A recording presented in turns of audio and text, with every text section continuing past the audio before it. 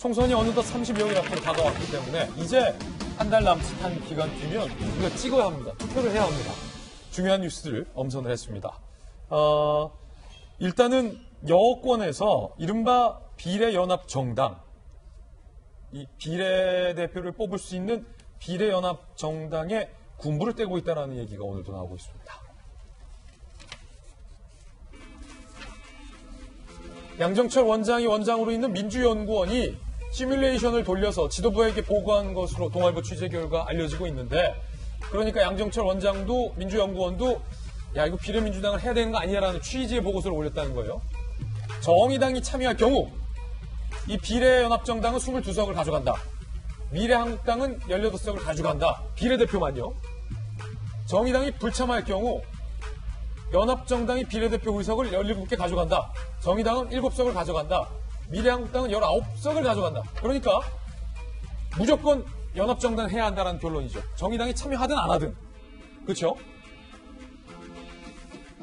민주당 핵심 관계자는 정의당이 비례연합 구성 과정에서 과도한 요구하면 자동 커질 수도 있다. 제 차를 빼고 가자.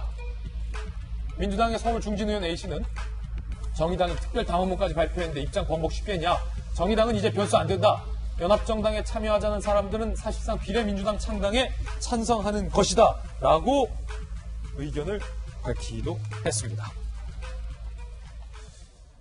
이와 관련해서 이 민주당 내부에서 이른바 말을 바꾼 것과 관련해서 연동형 비례대표 할 때 이런 위성정당에 대해서 그렇게 반대해놓고서 왜 이제 와서 위성정당을 하느냐라는 반문과 관련해서 기자들과 이런 논리가 나왔습니다. 정당방위라는 겁니다.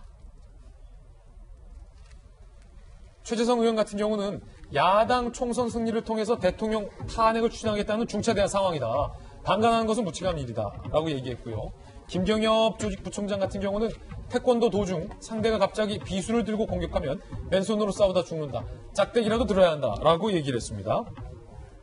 민주당 핵심 관계자 A씨는요.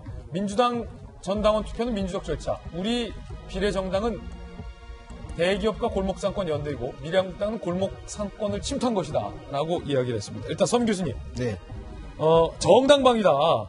그러니까 정당방위라는 말 가운데서는 나도 이게 떳떳하진 않지만 찌르는 게 저쪽에서 먼저 찌르기 때문에 나도 찌르는 거다라는 법조금이죠.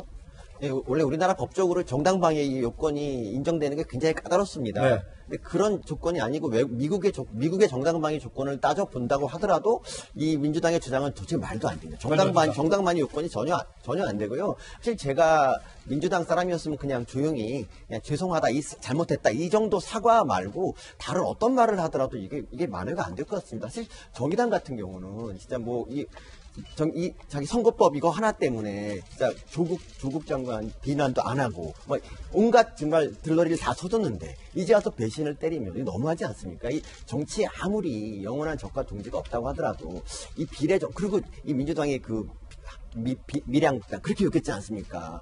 이 와중에 자기들이 하면서 정당방위를 주장한다는 거는 아주 너무한 조치가 아닌가 싶습니다. 예, 윤태곤 윤 선생님께서 보시기에는 저 말이 다 별로 의미가 없는 말인 게 의미 없다.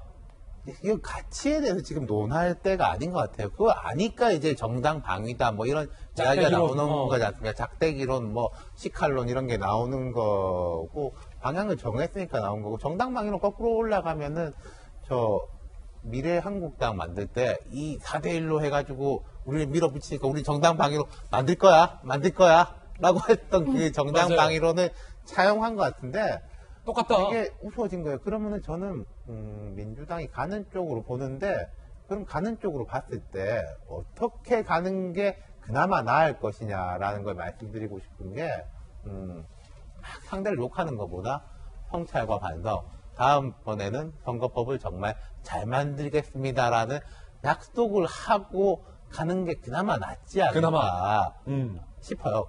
이게 또 봐야 되는 게요. 예.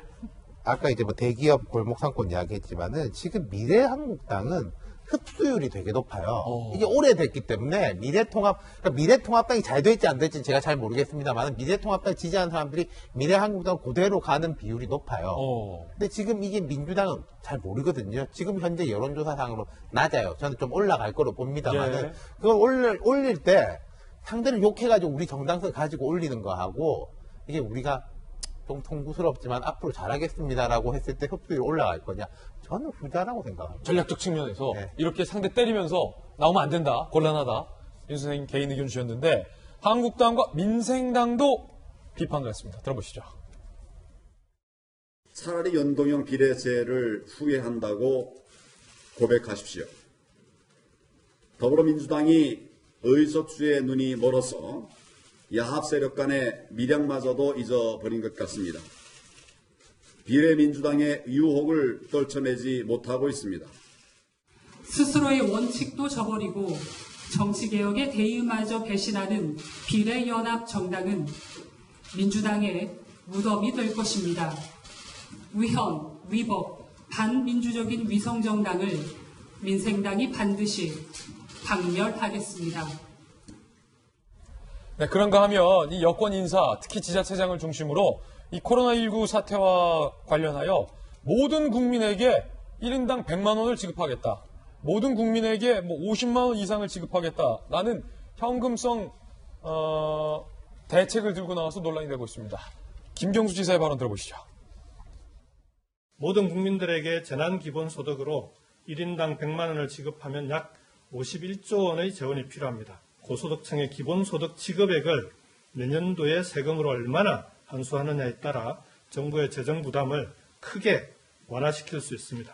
다대강 예산보다 적은 비용으로 전국민 재난기본소득 시행이 가능합니다.